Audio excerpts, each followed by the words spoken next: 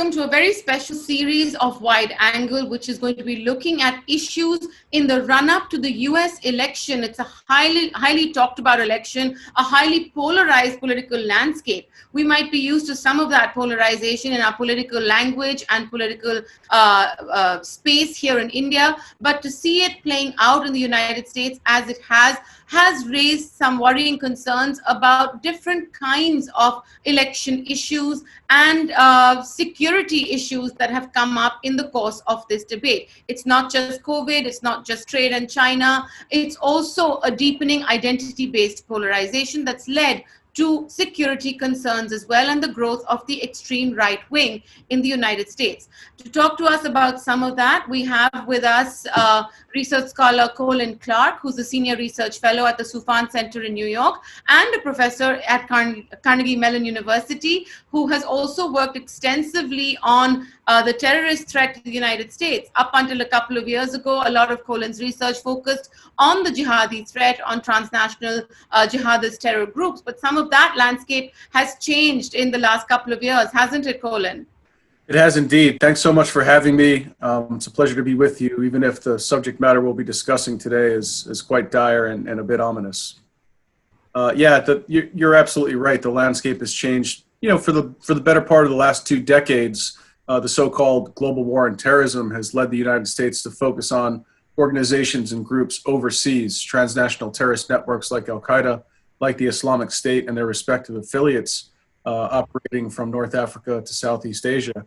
However, we're now dealing with a domestic terrorism threat, the likes of which we haven't seen probably since the 1970s and some of the unrest surrounding the Vietnam War protests.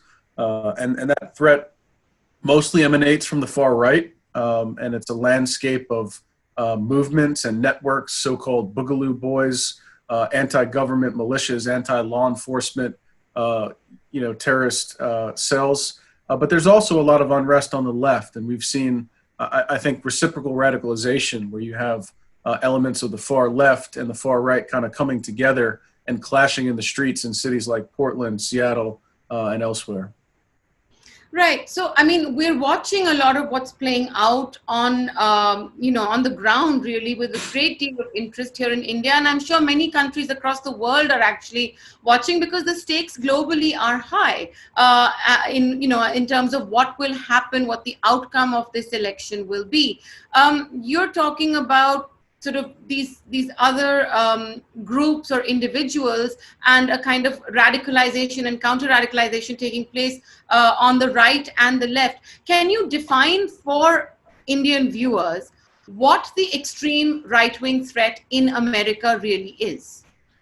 It's hard because it's very decentralized. So it's not 1 or 2 groups. It's a whole kind of broad landscape of groups that I would say they rally around a couple of talking points. The first and most obvious is, they're kind of anti-government in nature, right? So they're against any kind of formal government, which is strange because many of these people are actually supporters of President Trump.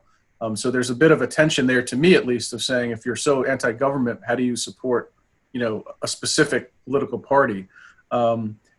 Some of them, like the Boogaloo Boys, are specifically anti-law enforcement, but there's a whole range of other ideologies that kind of permeate these groups. Some are so-called tax resistors, right? So they don't want to be, they see themselves as sovereign citizens that shouldn't be taxed by any formal government. Many of them are pro-Second Amendment, so they rally around gun ownership and firearms. And so that's a rallying point. And then you have a not so insignificant slice that are white supremacists, are neo-Nazis, are anti-Semitic. And so it's less about what they're organizing for and much more about what they're organizing against. And when you say what they're organizing against, that's where the conversation, I guess, around race and immigration really comes in, right? Absolutely. And if you see some of the propaganda, a lot of it, which, is spread on the internet and is meme-based, right? So it's this kind of soft peddling of the narrative. It's about this global elite that is, pro-immigration, that is, for multiculturalism, which the extreme right wing is against, and is really trying to paint elements of the U.S. political establishment as out of touch, right? They call them the bi-coastal elites, which is that's not a compliment, saying that they're not for, all of the things that are truly American values. I'll be honest with you, I've never seen a time of heightened tensions like I've seen now politically. Really, the partisanship is at record level, and every single issue in the United States is looked at through a partisan lens. Just a quick anecdote.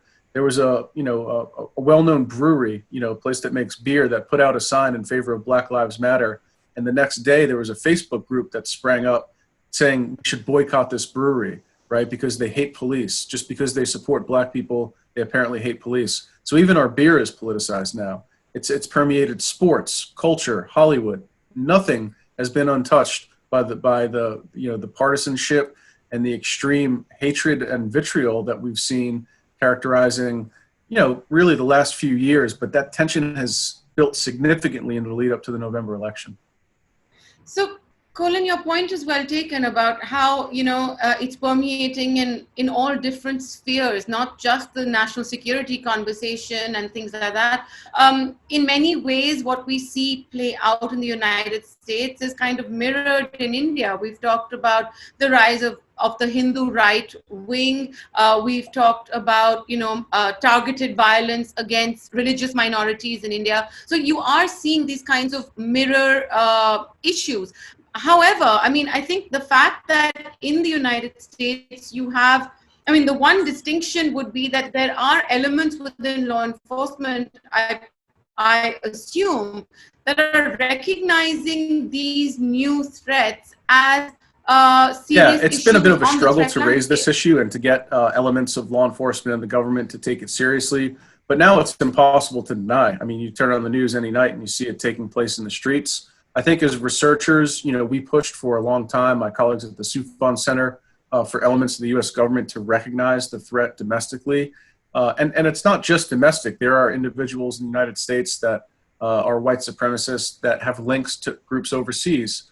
Think about groups like Atomwaffen or the Base or some of these other neo-Nazi groups that have ties to Europe and to Russia, and the Russian imperial movement. There's a range of groups. And so we're seeing these links, these transnational links grow, much in the same way that the jihadist links grew before them. The other thing I'll say is, we were hit so hard on 9/11 by Al-Qaeda and spent so much time focused just on this threat from Salafi jihadist groups that I think, the national security establishment largely ignored any other type of threat. It was very much a zero-sum lens, kind of singularly focused on the threat from Al-Qaeda and the Islamic State, that as these other issues began to percolate, Americans kind of ignored them and dismissed them because it wasn't the threat that they were familiar with. Now it's clearly too late, right? The threat's impossible to ignore. It's here. It's not coming from overseas. It's organic to U.S. soil, and people don't know what to do about it. So, I think the question really that follows from this is, you're right, 9/11, I was in New York on 9/11. I saw with my own eyes really what happened, and the very real desire in the United States to hit back and to identify a specific terrorist threat and focus all its energies around Al-Qaeda and the global jihad. However, I think, and I don't know, I'd like to ask you your thoughts on this. If you look at right-wing or white supremacist extremism, the conversation really is about, let's look at the root causes of why this is coming about. Whether it's, the individual who runs amok with a gun, who might have had been under depression or mentally disturbed in some particular way. The resistance to call those individuals terrorists, even though by the definition of the word terrorism, that's exactly what they're perpetrating. Do you think that resistance exists on the basis of political ideology, on the basis of identity? What is the reason why there is a willingness only to talk about root causes when it comes to one kind of violence and not the other? Yeah, I think it's a total double standard, frankly. I think if it's a brown person that commits any violent act, the starting point is they're a terrorist, right? And then you figure out after the fact if mental health may have been at play. right? So if it's a Muslim, automatically, they're assumed to be a jihadi and they're assumed to be a terrorist. If it's a white person with a gun, of which there are many, the conversation only gets to terrorism several steps later. So there's a total double standard in the media. I think that is an issue of identity. I think it's an issue of race, of religion, of culture. And these are things that are deeply embedded in U.S. politics. That's finally starting to change. And I think, there are some journalists I would credit with kind of, holding people accountable, saying, no, we should talk about these. Look, in my opinion, we should be agnostic to the ideology that motivates violence. We should call out violence for what it is. Politically motivated and ideologically motivated violence is terrorism, no matter who's doing it, whether it's right-wing, left-wing, religious, atheist, environmental, it doesn't matter to me. I don't make those distinctions. I really try to step back and look objectively and call out a terrorist when I see a terrorist.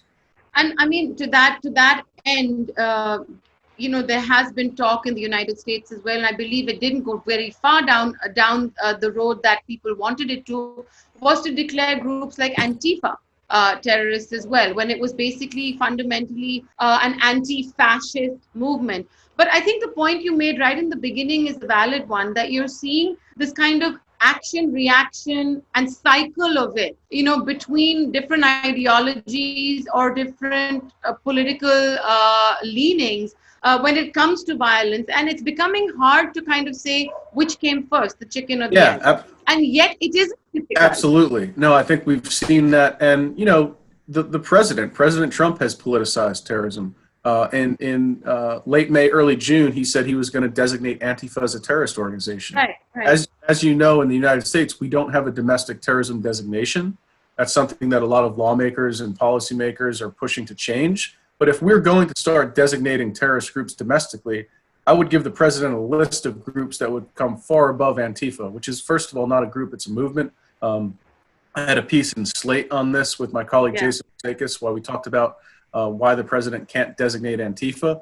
But if we're going to designate based on level of threat, there's a number of groups on the right that would come first because they've already killed individuals on U.S. soil. They're armed, far more dangerous. And if you believe what they say, and that's something we struggle with here in the United States. After 9/11, people said, well, why does Al-Qaeda hate us? Is it because of our freedom, right? Why do they hate us? Just listen to what they tell you. Listen to what Osama bin Laden said. He did not like what the U.S. was doing in the Middle East and South Asia, right? It was foreign policy. It had less to do with our freedoms. I mean, if Al-Qaeda attacked, countries that purely are based on freedom, wouldn't they be targeting Canada or Sweden, right? Which is not to say those countries aren't on that list, but and even the misnomer of the global war on terrorism, I think the oversimplification, we weren't at war with terrorism. Terrorism's a tactic. We were at war with Al-Qaeda.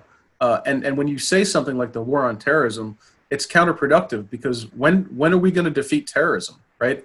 But in the United States, we like to simplify things, right? We declared a war on poverty, a war on crime, right? A war on drugs. And it leads to these open-ended policies that never lead to victory and lead to kind of counterproductive policies where you're putting people in jail and you're acting in ways that are actually harmful to society in the long run. Right. That brings me to the question that, a lot of us who are reading and following the news in the United States are asking, what is QAnon? We know that, is it a group? Is it an individual? Because they thrive on conspiracies, whether it's about wearing masks right now because of COVID, it's alarming, the kind of stuff that you see about QAnon, but what is it? I don't think anyone really understands. I would say it's not a group, it's a movement. And it's conspiratorially based or conspiratorially minded individuals that believe that this person Q, who posts online, they call them Q drops, is someone with connections to military intelligence, and that will ultimately reveal, essentially, it's hard to even talk about this without laughing because it's so bizarre, right? That President Trump is trying to break up a global ring of pedophiles that are run by Hillary Clinton and George Soros. If you look at the Pizzagate incident that took place, this is not just, these aren't people to just mock and say, oh, they're just a bunch of Looney Tunes. There's been real world violence that's come out of this. You had the Pizzagate incident, and you had several other incidents where people took action in the real world There was someone that believed that, former Vice President Biden was holding children on the USS Comfort, and she drove from Illinois with 18 knives in her car, and she was going to go attack Vice President Biden. It's crazy, but that's what's going on out there, and Putin is growing. There was a really good profile in the Atlantic magazine a couple of months ago that talked about her to a religion, and I don't think that this is something that's going to fade if the president loses in November. I think this is here to stay, and it's very scary because it shows you that some of the things that people believe are feasible, which is really just out of this world and crazy, there's no other way to say it, that's gaining resonance in this country, and people are willing to commit violent acts to defend it. Yes, and I mean, I think to that point that it's gaining resonance, how do you explain the fact that either members or supporters of this diverse group of people like QAnon are actually winning primary races and could potentially find themselves as lawmakers in the US Congress? Because once again, the reason I'm asking you something like this is because in India, in the last general election in the 2019, we saw people from the Hindu right who are still facing charges of terrorism against them, who have been elected to parliament. And what that means, forget whether it's about being innocent until you're proven guilty, to find their space in the house where laws are framed.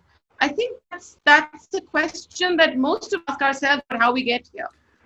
Yeah, I don't have really good answers as to why these people are being elected into Congress. It makes me feel like I don't know my own country that well. Because if you were to ask me, could something like this really become that popular? I would say no. I would say it's really on the fringe. But clearly it's moving closer to the mainstream. And I don't know what's motivating it. I think COVID might have impacted it, that everybody is home, they're online, people are more stressed than ever before, and people are looking for answers as to what caused all this. And there are no simple answers, and I think they're looking to the extreme to fill that void. So, and I say this not as a pejorative and not to cast aspersion or judgment, but I think mental health is an issue at play in some of these. If you just simply look at, Hillary Clinton eating babies, I mean, to believe that, I think, there's something going on there. That's right. Something that most normal people would believe. I mean, that you mentioned Hillary Clinton is interesting because in the previous 2016 election, we saw sort of Pizzagate and that story around how she was also poisoning and responsible for this kind of conspiracy. Now, we're seeing it's really those same people who are back, and they've consolidated in ways that one couldn't have imagined. They have found their way, as you said, into the mainstream. Also, because you have a president in the White House who talks about how, if there's a group that's willing to support his candidacy and his presidency, then it doesn't matter. I mean, today we see reports every day in the U.S. The fact that there are things that the president says or actions that he takes that are objectionable to many Americans within his own party. I mean, today I think he's called American war heroes losers, those who might have given up their lives. How is this all tying up in the run-up to November, Colin? It's sad. It's sad, and it's shameful. Some of the things that come out, and I don't know how to explain it. I really don't. I think of my grandfather who fought in the Korean War, and I think of I've worked my whole career closely with the military. I don't have a good explanation for the things that are out there. I think we've kind of, maybe me personally, I've reached, I call it outrage fatigue. There's so many things that happen on a regular basis that I can't even muster the outrage necessary because I feel so beaten down by the daily news cycle. I think back to the things that were controversial when President Obama was in office, like when he wore a tan suit or put mustard on a hamburger. I think those are controversies. I would like to go back to. Yeah, I don't know. And I think, when these things come out and people still defend the president, it makes me think it's more of a cult of personality, because I don't know how you could defend comments like that. And there's people that have served, military veterans, that say, I don't care what he says, he's my guy. So it's transcendent party. It's become almost like that, like cult of personality. My main concern is that in the lead up to the election, people are going to be willing to use violence, and in some cases extreme violence, if they feel like he's not going to win. And we've already seen him kind of sowing the seeds for, saying that the election is rigged, and telling people that if he loses, that the election was rigged. And that's my real concern, is that we're going to see unrest, domestic unrest, and violence on U.S. soil that we haven't seen in decades. So what we've seen actually in the last few months, in the midst of a pandemic, in the protests in the wake of George Floyd's killing, we've seen protests and violence in Oregon. We've seen protests and violence in Wisconsin, and it seems to be stuff that's spreading. How do you think that Americans can be made more aware of what's going on? Because this also, I think the reason I'm asking this question is because, there is also deep division within the media. And I'm using that, in a broad umbrella kind of sense, which is that public distrust for the media globally is also at an all-time high. And that impacts the way people receive information, even when it's verified and, and seemingly, justiciable information. So how do you think things are going to shape up in the next couple of months? I don't know. I'm quite worried. As a college professor, I often tell my students that they need to seek out multiple sources of information, right? To seek, and read widely, right? So don't just look at one source. Certainly don't rely on social media, but you should really be consulting an array of sources to kind of come to the conclusions, right? And that means getting beyond your own partisan lens, right? Whether you're liberal or conservative, left, right, center, whatever. I think consulting multiple sources of opinion and analysis are critical. Personally, I every morning I read the New York Times, the Wall Street Journal, The Economist, the Financial Times. I'm watching the BBC, Bloomberg. I really try to look broadly across the world and expand kind of my viewpoint and where I consume news from, and that's what I urge others to do as well. But I do worry about disinformation in the lead up to November. There's been recent reports that the Russians are, doing exactly what they did in 2016, which is flooding social media with disinformation. And even though we're aware of it, there's still people that are going to be hoodwinked and duped into believing that certain things that are not real are. And the fact that they may very well cast their vote based off of disinformation, it tells you all you need to know about where we are in American politics in 2020, I think. So for people like you who are working on security, national security, international security, when you look at what's going on within your own political landscape, what are the prescriptives that you can come up with even for government? And I think that's really a key question, not just for the United States, but also countries like India, where you have a regime that might be unwilling to look in the mirror and see what it is that their own statements and ideologies might be spawning, even if they are not guilty of perpetrating the acts themselves. That wall that they try and, it's sort of basically deniability that's woven in to that statement, by so many regimes. Yeah, so what I would say, if policymakers are listening, and when I do have a chance to go to Capitol Hill, I've testified before the U.S. Congress 3 times in the last year and a half. I spent 10 years of my career at the RAND Corporation, which is a nonpartisan think tank, and there we relied on data, right? And let the data drive your decisions. Get away from emotion, get away from partisanship and politics, and just simply look at the data. And if the data tells you that violence is coming from the far right, then you take action against the far right. If that data then suggests the trend switching to another direction, So that's the way that you can conduct objective analysis and be agnostic and try to free yourself from, your kind of into biases or political lenses. What does the data tell you? And in this country, the data tells us that the lion's share of violence is coming from the far right. And so to me, it's rather simple. Now, mustering the political will to do something about it is a completely different story. And that's where we run into issues here, because anytime someone uses far right or right wing, right, that has a certain connotation, and then people don't want to deal with it. Right. I mean, I don't know how to sort of respond to that as well myself, because we see exactly that resistance within the Indian establishment as well. When we're looking at different kinds of violent extremist threats, how do we prioritize and address on a scale, which one needs to be tackled first? So, for example, we're looking at the right wing also pose a threat in a different kind of sense to the kind of hold that transnational jihad had on the minds of national security experts. I mean, there is a competition going on, for example, in your mind. Which one do you look at first? Which one do you look at more? If you're looking at one, does it mean the other one doesn't exist? Or Right. How do you manage to keep both? Those are serious concerns as well.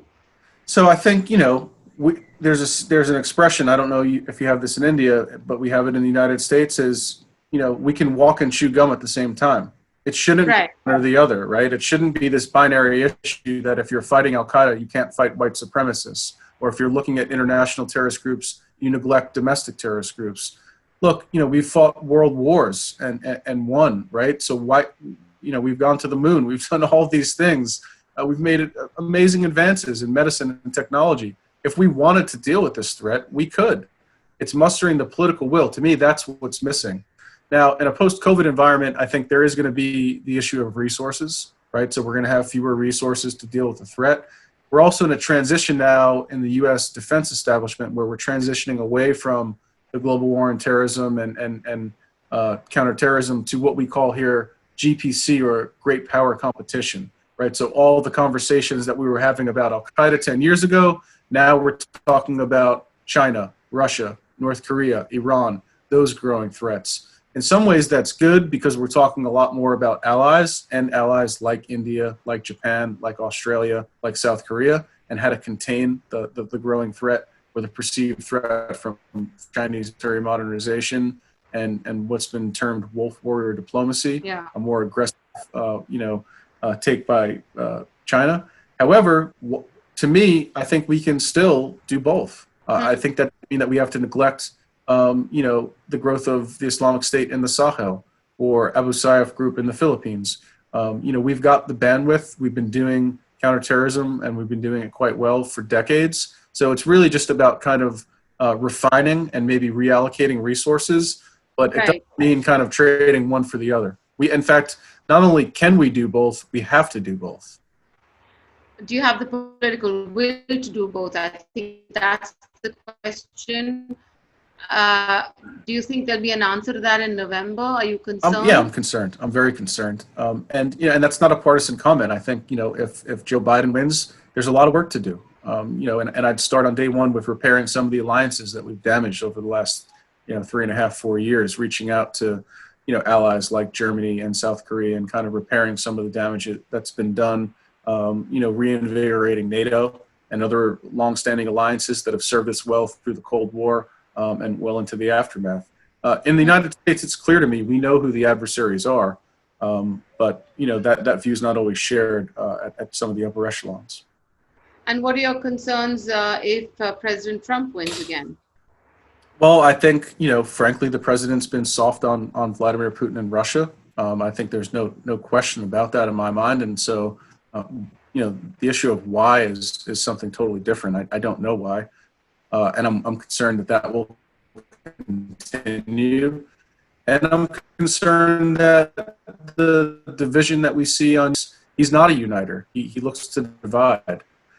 This is a country that needs to heal right now, and so we need to do everything we can to kind of look inward. Right? We're so used to being out and active in the world.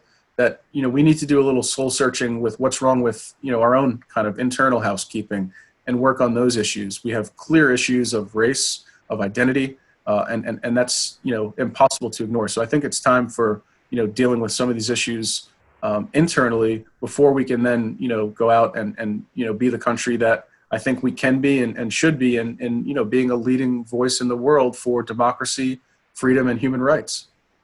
Right, Colin. I think on that note, we'll end this conversation. Thank you so much for being with us. All of our attention is focused on that first Tuesday of November. And in the run up to that, like I said in the beginning, the world is watching this US election with extreme interest as well as extreme concern. For all of us, from other parts of the world, the American dream is sort of falling apart in front of the world's eyes, really. And I think there is going to be a fallout of that globally, whether it's on trade, foreign policy, security, as you said. But we hope to have you back sometime after the elections as well to get your views then. But thank you very much for agreeing to be on The Wire. Thanks a lot. Thanks for having me. To receive instant updates on all videos from The Wire, click the subscribe button and hit the bell icon. Pay to support independent journalism. Click the link in the description and choose the amount you want to pay.